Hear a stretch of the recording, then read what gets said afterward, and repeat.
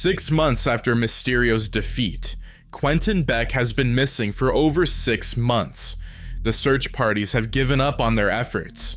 Quentin was last seen on CCTV footage at Alchemax Tower on the night that Mysterio was defeated by Spider-Man.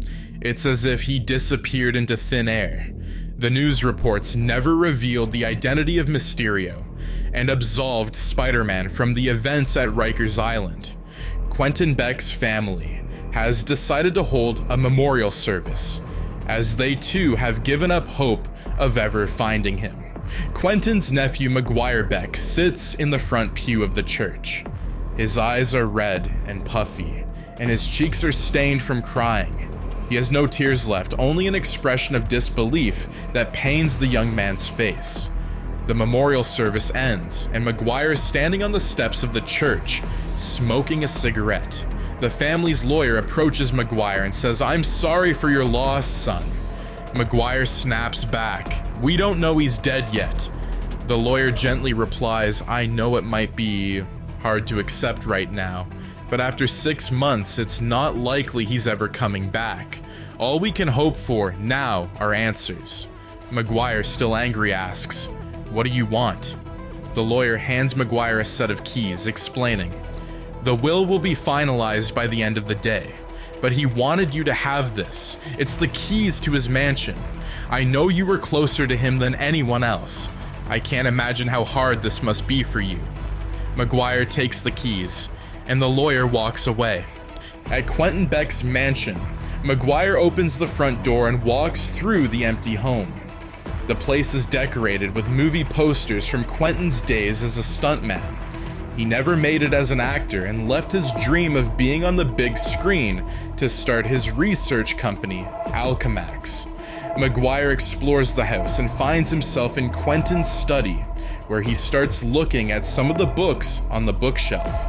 He notices one book that isn't fully lodged in its place and pulls it out. As soon as Maguire dislodges the book, a secret vault opens, revealing a staircase leading down into a bunker. Maguire is startled at first, but musters the courage to enter the bunker. Maguire turns on the lights to reveal Mysterio's secret lair. There are various prototypes of the Mysterio suit, and a variety of different weapons. Maguire turns on Mysterio's computer, and finds a video log detailing all of the developments to the suit and weapons, along with a plan to use illusion technology to undermine Spider-Man and take his place as New York's favorite hero. After watching this, Maguire is filled with rage, believing that Spider-Man is responsible for his uncle's death. He swears to seek revenge. Maguire, who shares his uncle's intellect and is studying mechanical engineering, picks up where Quentin left off in developing the suit and weaponry. Using his uncle's video logs as a guide, Maguire learns to use all the equipment and makes some of his own modifications.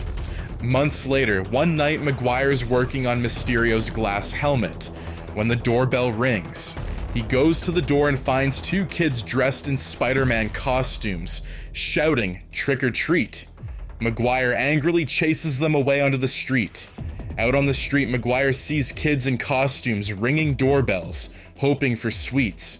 He notices 2 kids fighting over a bucket of sweets on the other side of the road. One is in a Spider-Man suit, and the other wears a jack-o'-lantern pumpkin on his head. The kid with the pumpkin wins the struggle, and the other kid falls to the ground, bursting into tears. Maguire's face lights up with a sinister smile. Over the next few days, Maguire furthers his weapon development. He creates pumpkin bombs and places a jack-o'-lantern over the original Mysterio helmet. After months of work, Maguire steps back to admire his finished creation. He's ready for action. Meanwhile, Peter and MJ are in an NYC taxi on their way to one of her shows. Peter is dressed smartly in a suit, looking forward to seeing MJ perform. It's the opening night and her biggest role yet. However, Peter's mind is wandering. MJ, noticing his distraction, asks, "Are you thinking about him again?" Peter apologizes, "I'm sorry, I can't get it out of my head." MJ tries to reassure him, After 6 months missing, it must have been, Mysterio. Peter agrees but adds, "You're right, but I feel for the family. Imagine not knowing what happened." Whispering so the cab driver doesn't hear, Peter confesses, "I somehow feel responsible." MJ rolls her eyes, saying, "Come on, Pete. You know it had nothing to do with you." Peter nods. Yeah, I know." MJ, trying to lighten the mood, reminds him, "This is meant to be my big night. Can you at least try and be excited?" Peter, realizing his mistake, says, "I know. I'm sorry, I'm being selfish." Suddenly, Peter's spidey senses start to tingle as the cab driver turns up the radio. The radio host reports, "We are getting reports of a man wearing a pumpkin mask flying over the Brooklyn Bridge on some kind of hovercraft." Peter looks at MJ, who simply says, "Just go." Peter jumps out of the cab, runs into an alleyway, and pulls his mask out of his pocket. He then rips off his suit, revealing his Spider-Man costume. At the Brooklyn Bridge, Jack-O-Lantern flies over the cars, taunting passengers. He sees Spider-Man swinging towards him and drops a series of pumpkin bombs onto the bridge below. The bombs go off and multiple cars are caught in the blast. Spider-Man immediately tends to the civilians, pulling people from burning cars. Among them, Miles Morales and his family are trapped in their burning vehicle. Spider-Man manages to pull the back door off the car, but Jack-O-Lantern flies in on his hovercraft and grabs Spider-Man, pulling him into the air.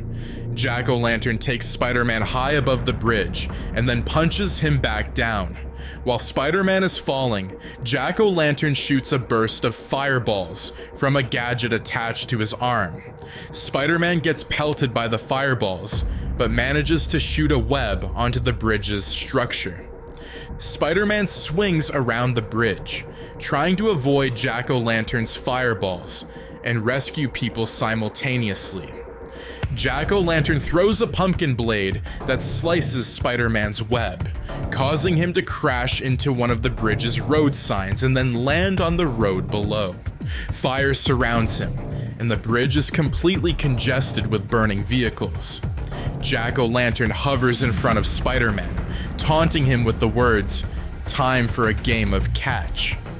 Jack-O-Lantern detonates a charge in his hands, revealing that he has preloaded explosives under the bridge. The bombs go off, causing a section of the bridge to collapse. There are still civilians on this section, and in one of the burning cars, Miles Morales' parents are still trapped. Miles watches in horror as his parents' car falls toward the ocean. Spider-Man catches the car with one of his webs and uses the other to hold onto the bridge, straining under the weight of the car. Jack-O-Lantern hovers in front of him again, and Spider-Man pleads, "Don't do it." But Jack-O-Lantern shoots Spider-Man with his fireballs, causing him to drop into the East River below, along with Miles Morales' parents. Spider-Man sinks into the river, unconscious, as we see Miles' parents drowning, trapped in their car. Later, Spider-Man washes up on the riverbank, regaining consciousness. He coughs up a liter of water and sits on the bank, looking up at the bridge in the distance where emergency services are doing everything they can to put out the fires. He looks utterly defeated. Peter arrives at Aunt May's house, and she is overcome with worry at the sight of all the cuts and bruises on his face and body after his encounter with Jack-O-Lantern. She tells Peter to sit down in the lounge and fetches the first aid kit. Aunt May starts patching up a gash above Peter's eye. Peter, still processing the attack, says, "I don't understand. His only motive seemed to be to sow chaos."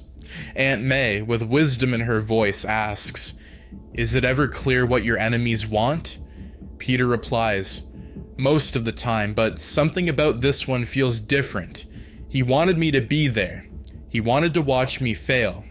Aunt May, concerned, adds, "Don't they all?" Peter, realizing something, says, "He wanted me there. Usually they're not so stoked to see me." This was premeditated. He must have set the charges on the bridge the night before and blew them when I was exactly where he wanted me. Suddenly, Peter and May hear screams from the street. Peter looks out the window and sees the pumpkin mask of Jack-o'-lantern hovering outside. Jack-o'-lantern throws a pumpkin bomb into Aunt May's kitchen. Peter reacts quickly, grabbing Aunt May and diving behind the couch. The bomb goes off, setting Aunt May's entire apartment ablaze. Peter ushers Aunt May out of her apartment and into the safety of the stairwell. He then runs to the passage window and looks outside, but Jack-o'-lantern is nowhere to be seen. 30 minutes later, MJ arrives outside Aunt May's apartment block. The firemen are working hard to prevent the fire from spreading to the rest of the building. Aunt May sits in the back of an ambulance, doing tests with a medic. MJ runs up to Peter and hugs him, saying, "I was so scared." Peter, knowing the danger isn't over, instructs, "I need you to go with Aunt May. I've arranged somewhere safe for you to stay for a while, until I've dealt with things." MJ, concerned, replies, "Be careful." Peter and MJ hug tightly before she and Aunt May get into a black SUV detailed with a heavily armed security unit. Peter isn't taking any chances. Meanwhile, at Brooklyn Cemetery, Miles Morales is sitting by the graves of his parents, crying. "I miss you guys so much. I don't know what to do without you," he says, his voice filled with grief. Peter walks up behind Miles and gently says, "Hey, Miles." Miles, startled, responds, "What the... Spider-Man, I mean, Mr. Parker, what are you doing here?" Peter, with sorrow in his voice, says, "I saw in the papers that your parents passed away in the attack at the bridge. I wanted to apologize personally. I wasn't able to save them." Miles, with tears in his eyes, asks, "You're gonna stop him, right?" Peter, determined, replies, "I have to." Miles, echoing the resolve, says, "You have to." Miles starts crying again, and Peter sits down next to him, putting his arm around the teenager. Peter walks Miles back to the group home where he has been placed, now that he is an orphan. With no other family left, Miles asks Peter if he will come upstairs and sign something for him. Peter goes into the home with Miles, who shows Peter his room. The walls are decorated with posters and newspaper clippings of Spider-Man, along with an impressive collection of Spider-Man figurines. Peter signs one of Miles's posters, and as he is about to leave, he pulls his mask out of his pocket and gives it to Miles. Miles loses his mind with excitement, puts the mask on, and starts jumping around the room, mimicking Spider-Man. At the Statue of Liberty, Jack-o'-lantern flies around, scanning the statue's head with a device on his wrist. The tourists on the viewing platform start to panic as they watch Jack-o'-lantern circling the head of the statue. Hundreds of mini drones swarm the statue's head, and within seconds, it is no longer recognizable. The head of the statue is now a burning pumpkin. Spider-Man lands on the burning torch of the statue, quipping, "You could have just asked for my number. This feels a bit elaborate." Jack-o'-lantern hovers in front of Spider-Man, declaring, "Your crimes will not go unpunished." Spider-Man, unfazed, replies, "I'm not the one who's going to be answering for my actions. You murdered people in cold blood." Jack-o'-lantern, with cold resolve, states, "I am a necessary evil. I am what happens when the world allows freaks like yourself to destroy lives without any consequence. Now you will feel the pain you have caused so many others." Spider-Man, pleading for the safety of the innocent, says, "Those people up there are innocent. If your fight is with me, then let's have it. But leave them out of it." Jack-o'-lantern, with a sadistic grin, asks, "Where's the fun in that?" The base of the Statue of Liberty catches fire. Jack-o'-lantern has rigged the statue to burn from the bottom to the top, forcing Spider-Man to save people individually before the fire reaches them. Spider-Man jumps towards Jack-o'-lantern, shooting a web onto his hoverboard. Jack-o'-lantern flies around the statue with Spider-Man trailing behind him. Spider-Man shoots another web onto the waist of the statue, and the web twists around the statue as Jack-o'-lantern flies in circles, dragging Spider-Man with him. The web around the waist of the statue shortens, allowing Spider-Man to pull Jack-o'-lantern closer before using his momentum to throw Jack-o'-lantern off his hoverboard and into the ocean. Spider-Man hurries to the viewing platform and starts dropping people to safety using his webs. Jack-o'-lantern summons his board back to him and gets back onto it with difficulty. Spider-Man has 3 more people to save, but the fire is now almost halfway up the statue. Jack-o'-lantern throws a fireball at Spider-Man, forcing him to abandon his rescue mission. Spider-Man jumps down to the ground, and Jack-o'-lantern flies towards him at full speed, wielding a curved scythe in one hand. Jack-o'-lantern jumps off his board and tries to slash Spider-Man, but Spider-Man kicks him out of the air. Spider-Man secures Jack-o'-lantern to the ground with his webs before returning to save the people above just in time before the fire reaches them. Spider-Man saves the last civilian, but Jack-o'-lantern has disappeared. Spider-Man looks up at the Statue of Liberty as it becomes completely consumed by flames. Back at his mansion, Jack-o'-lantern furiously removes his helmet and throws it on the ground, unhappy with how things went down on Staten Island. He receives a notification from one of his spies on his computer. He opens the notification to find a picture of Peter Parker with Miles Morales, accompanied by the address of the group home where Miles is staying. Jack-o'-lantern prepares his scythe for battle, filling a small valve embedded in the blade with a liquid from a bottle marked with a toxic sign. Meanwhile, Spider-Man is perched high up on the Chrysler building, replaying Jack-o'-lantern's words in his head. "Your crimes will not go unpunished." Peter has a flashback to the penultimate battle with Mysterio at the construction site, and notices a similarity between Mysterio and Jack-o'-lantern's cape. Spider-Man sneaks into the back of a police car belonging to Detective Ward, an officer with whom he has a good relationship. When the detective gets into the car and sees Spider-Man in his rearview mirror, he is startled. Spider-Man greets him, "Good evening, Detective Ward." Ward, catching his breath, replies, "God, you can't be sneaking up on me like that." Spider-Man, serious, says, "I need your help."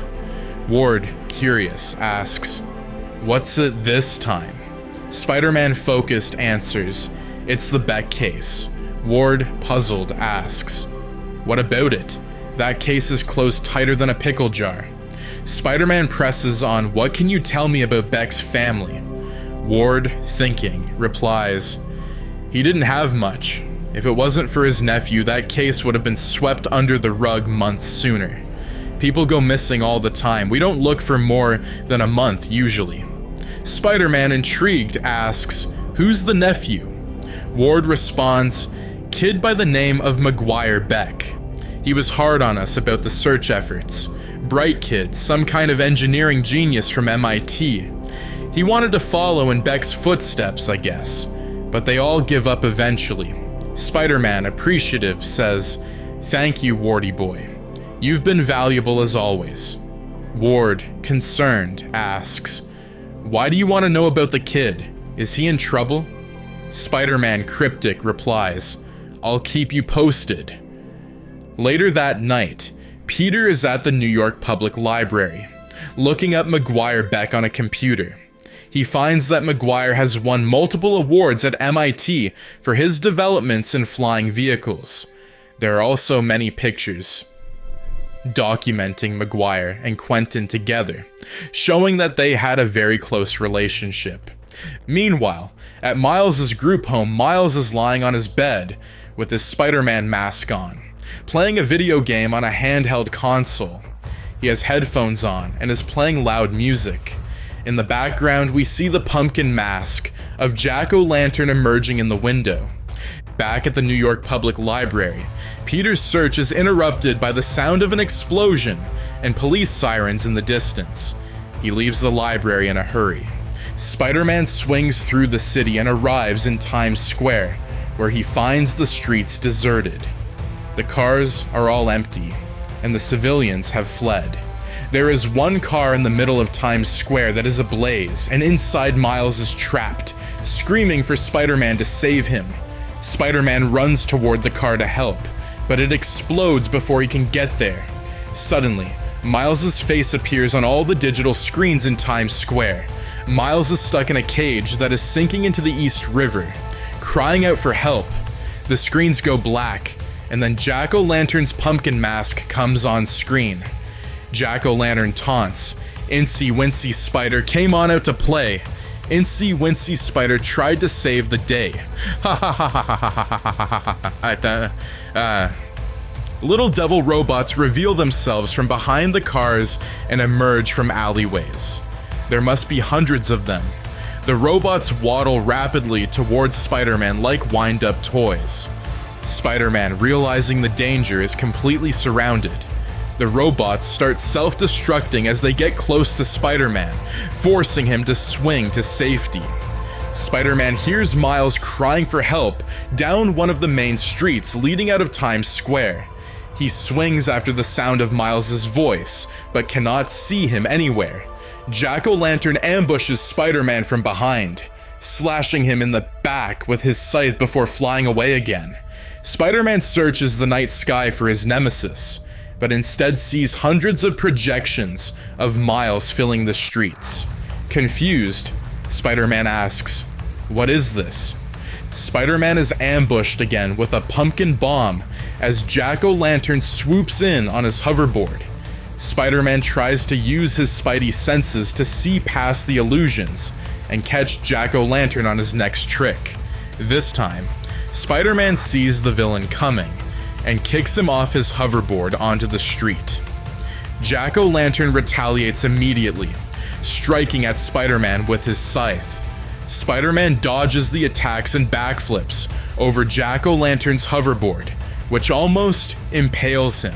Jack-o'-lantern jumps back on his board and flies off with Spider-Man chasing after him. Spider-Man pleads, "Leave the kid out of this. He's innocent." Jack-o'-lantern, filled with rage, retorts, "What do you know about innocence?" Spider-Man, trying to reason, says, "I know about your uncle. I didn't kill him. I can help you find out what happened to him, but this has to stop." Jack-o'-lantern, refusing to listen, shouts, "Lies." Spider-Man, desperate, explains, "Some kind of android stole Quentin's identity and posed as Mysterio. It must have been the machine." Jack-o'-lantern, unwilling to believe, says, "Save your breath. You're going to need it." Jack-o'-lantern disappears into a cloud of smoke, leaving Spider-Man disoriented. Spider-Man swings back into Times Square, where a projection of Jack-o'-lantern on one of the big screens awaits him. Jack-o'-lantern presents Spider-Man with a cruel choice. "I present you with a choice. Your friend Miles is trapped in a cage that is rapidly lowering into the East River. He will soon drown and join his parents in death." The screen shows images of Miles drowning in the cage. Jack-o'-lantern continues, "On the other end of the city, I will bomb a high school basketball playoff with over 1,000 civilians in attendance. Hundreds will die." The screen switches to the basketball arena filled with screaming fans. Jack-o'-lantern concludes, "You can't be in two places at once. You decide who lives and who dies." The screens go blank and Spider-Man immediately swings off in one direction without hesitation, but it's unclear where he is heading. We cut to Jack-o'-lantern flying towards the basketball stadium with a massive explosive charge in his hands. We cut to Miles Morales' cage, submerging into the river. Only half of the cage remains above the water's surface. We cut to Spider-Man swinging through the city at maximum speed. We then cut to Miles Morales, fully submerged beneath the water in his sinking cage. We cut to Detective Wade speeding through the city in his police car. We cut to Jack-o'-lantern arriving above the basketball arena. He flies into the arena and the game comes to a stop as the crowd looks to the sky in terror, recognizing the danger. Jack-o'-lantern drops the explosive and turns to fly away. We cut to Miles Morales fully underwater, trying desperately to shake the cage open with no success. We cut to the explosive device dropping into the arena, but then Spider-Man's web wraps around it, and he throws the explosive out of the arena back toward Jack-o'-lantern. Caught off guard, Jack-o'-lantern panics as the explosive comes toward him. The bomb goes off, killing Jack-o'-lantern in the blast. We then cut to back at Brooklyn Bridge. We see the explosion in the distance. Bubbles rise to the surface as Detective Wade breaks Miles out of the cage with bolt cutters and swims him to shore. Wade reassures the frightened boy. "It's okay, kid. Spider-Man sent me." Miles, still clutching the mask tightly, asks, "How'd you know where I was?" Wade replies, "The mask. He's got a tracker in the mask." Later, Peter waits on the street outside Aunt May's house. A black SUV pulls up and MJ and Aunt May get out of the car. They all share a group hug. Aunt May, noticing Peter's grimace, asks, "Are you okay?" Peter, trying to be strong, says, "Yeah, I'm fine. Better now that you're here." They all walk into the house together.